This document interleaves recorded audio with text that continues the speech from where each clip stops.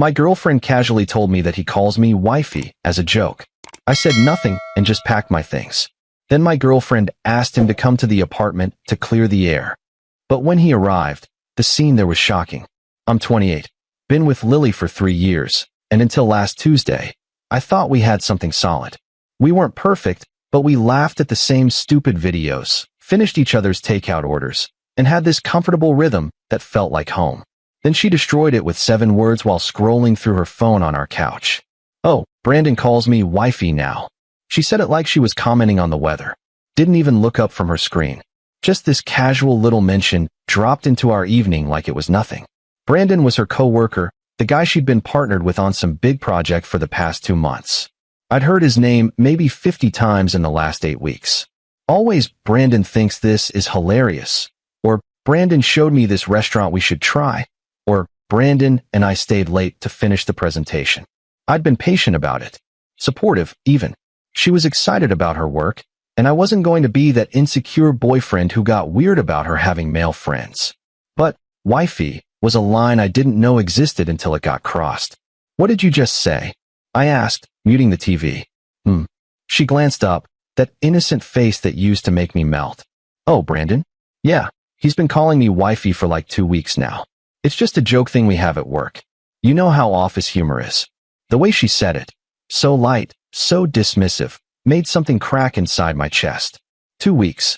He'd been calling her that for 2 weeks, and she was just now mentioning it. How many times had he said it? How many times had she smiled and let it happen? I didn't respond. I just stood up, walked to our bedroom, and pulled my duffel bag from the closet. My hands were steady as I started folding shirts. I wasn't angry in the explosive way. I was angry in the cold, clear way that tells you something fundamental just broke. What are you doing? Lily appeared in the doorway, phone still in her hand. Packing. Packing? Are you serious right now? Her voice pitched up, confused rather than apologetic. It's literally just a joke. You're being ridiculous. I moved to the dresser, grabbed socks, underwear, the watch my dad gave me that I kept in the top drawer. She kept talking, her words blending into this noise I couldn't fully process. Something about me overreacting, about how Brandon was harmless, about how I was making her feel crazy for having friends. Say something, she demanded, stepping closer. You can't just shut down like this. I zipped the bag, grabbed my keys from the dresser, and finally looked at her. There's nothing to say. You let another man call you wifey and thought it was cute enough to tell me about. That tells me everything I need to know. Her face went pale. That's not fair. You're twisting this into something it's not. Am I? I picked up my laptop bag from the chair. If I told you some woman at work started calling me hubby as a joke, would you be okay with that? She faltered. That's different. How? Because you're acting like I cheated or something. I didn't do anything wrong. You disrespected our relationship, I said quietly. And you don't even see it. I walked past her. She grabbed my arm, and I stopped, but didn't turn around. Where are you going? My brother's place. For how long? I don't know. Her grip tightened. So you're just leaving? You're not even going to talk to me about this. I pulled my arm free gently. What's there to talk about, Lily? You want me to explain why I'm uncomfortable with another man calling you wifey? You want me to convince you that it's inappropriate?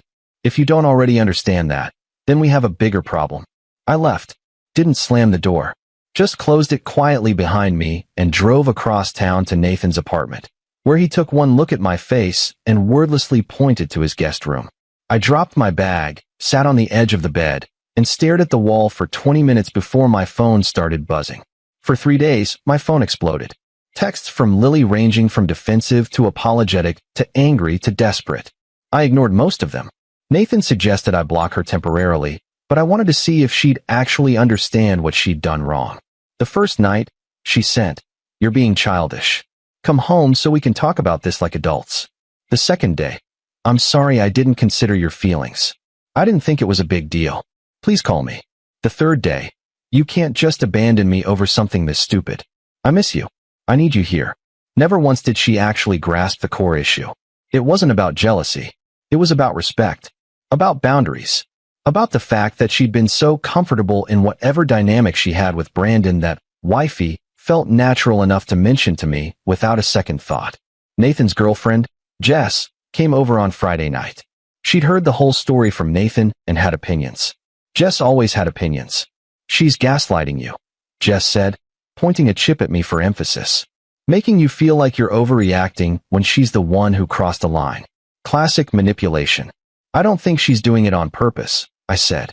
That almost makes it worse, Jess countered. If she genuinely doesn't see the problem, then she's not mature enough to be in a serious relationship. Nathan grabbed another beer from the fridge. What are you going to do? I don't know yet. Part of me wants to talk to her. Part of me thinks there's nothing left to say. On Saturday morning, I woke up to a text that made my stomach drop. I invited Brandon over to the apartment tonight at 7. You should come too. We can all talk like adults and clear the air. This is getting out of hand. I read it 3 times. She invited him to our apartment to clear the air about him calling her wifey. The audacity was almost impressive. I showed Nathan, who let out a low whistle. That's bold, he said. What are you going to do? I'm going, I said. But I'm bringing backup. Nathan raised an eyebrow. Backup? You? And Jess if she's free. Jess was free. More than free. She was invested. Oh, I'm absolutely coming to this disaster, she said when Nathan called her. I've been waiting for you to wake up about her for months. We arrived at 6:45. I used my key, walked in, and found Lily setting out wine glasses and cheese like she was hosting a book club. She'd changed the throw pillows on the couch. There were candles lit. She was wearing the blue dress I'd always liked. She froze when she saw all 3 of us. What is this? She asked. You wanted to talk like adults, I said. These are my adults. Her face flushed. I meant just the 3 of us. This is ambushing me.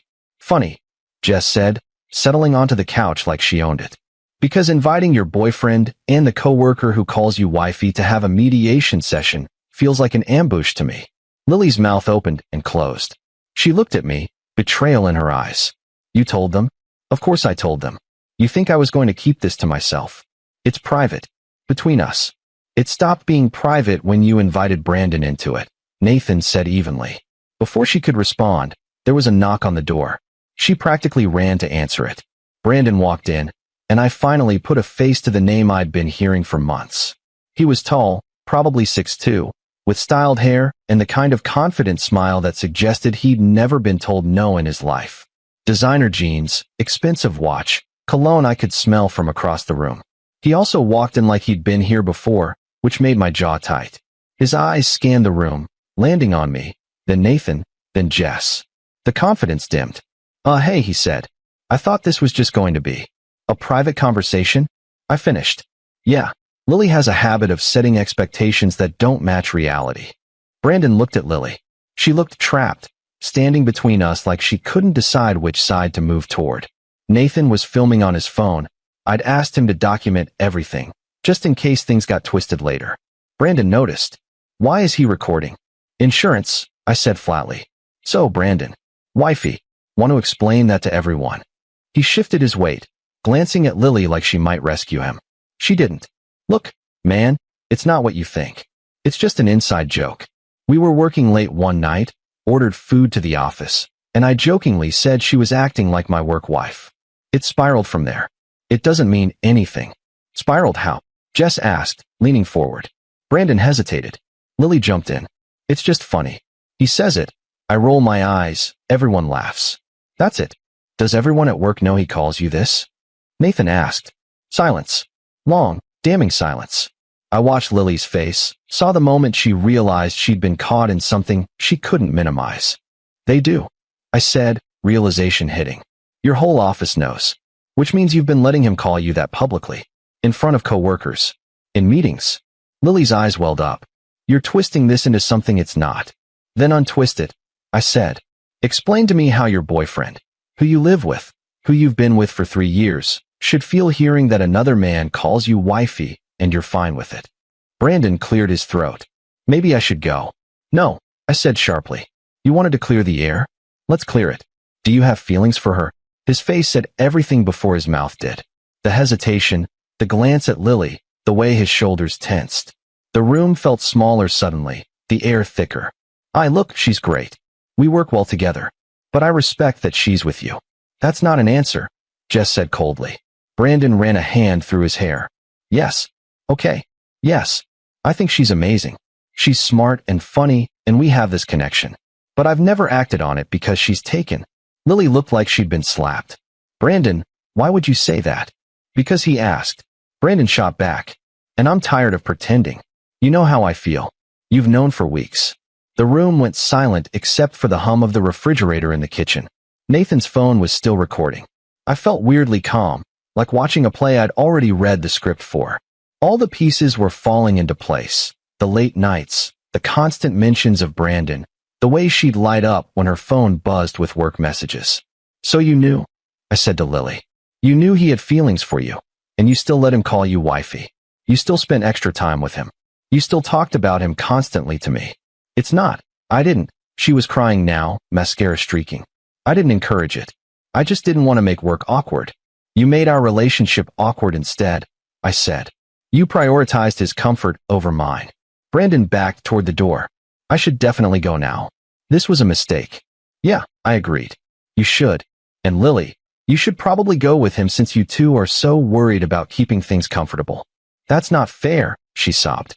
What's not fair, Jess interjected, standing up, is that you've been emotionally cheating for 2 months and gaslighting your boyfriend about it. That man just admitted he has feelings for you that you've been aware of, and you still thought it was appropriate to tell your boyfriend. He calls you wifey like it's cute. You're either incredibly stupid or incredibly cruel, and I'm not sure which is worse. Lily turned on her. You don't get to judge me. You don't know what it's like. What's like? I asked. What's it like, Lily? Enlighten us. She wiped her face, voice breaking. He makes me feel special. Like I'm interesting and funny and worth paying attention to. You've been so distant lately, so wrapped up in your own stuff, and Brandon actually listens when I talk. He remembers little things. He asks about my day and actually cares about the answer. There it was. The truth underneath everything. I'd been working long hours on a project for the past month. I'd been tired, distracted. And instead of talking to me about feeling neglected, she'd found someone else to fill that gap. So instead of telling me you felt ignored, I said slowly, you started an emotional affair. It's not an affair. It is, Nathan said from the couch. That's literally what an emotional affair is. Emotional intimacy with someone outside your relationship. I never kissed him. I never did anything physical. That's not the bar, I said.